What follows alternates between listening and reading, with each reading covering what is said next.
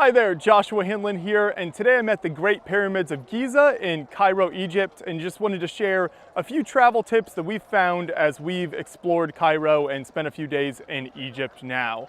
So one of the things that's really helpful in Cairo that's happened in the last few years is Uber is now everywhere in the city. So as you're getting around the city of Cairo, you can use Uber to call a car and they show up very quickly, actually faster than we found in a lot of other countries and cities that we traveled to around the world.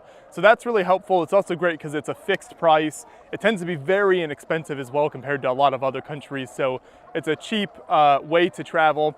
Now the problem with car travel, whether Uber or whoever's vehicle it is the traffic in Cairo can be really insane, especially at certain times of day. So if you're coming out to the pyramids here, if you can come out in the morning at all, that's very helpful because you can avoid a lot of the traffic that way. As it gets into the afternoon and evening, traffic just gets crazy. Cairo in Egypt tends to be more of a later evening culture. So as the day goes on, things get busier and busier. So just be aware of that as you're going around. Make sure you're also aware of the ticket office. So the ticket office here for the pyramids is open from 8 a.m. to 4 p.m. as of the recording of this video in April of 2022.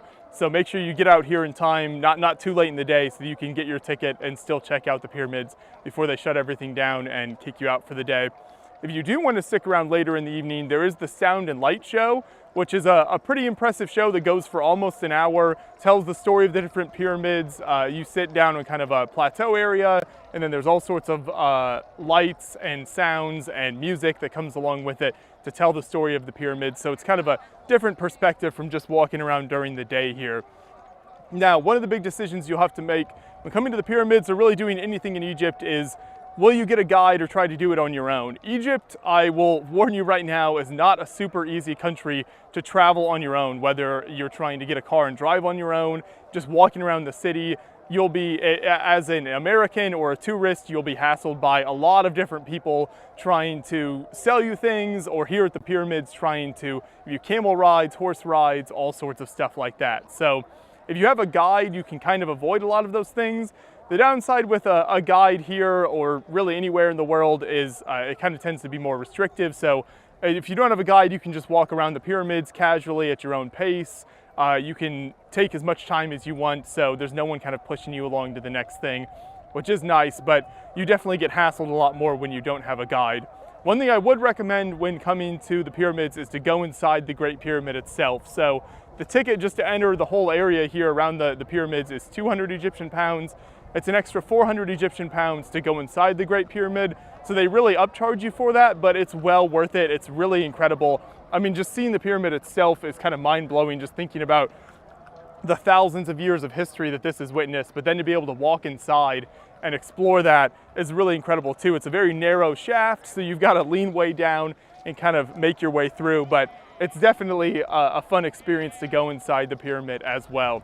Now, if you do want to try something like a camel ride, it can be a fun experience.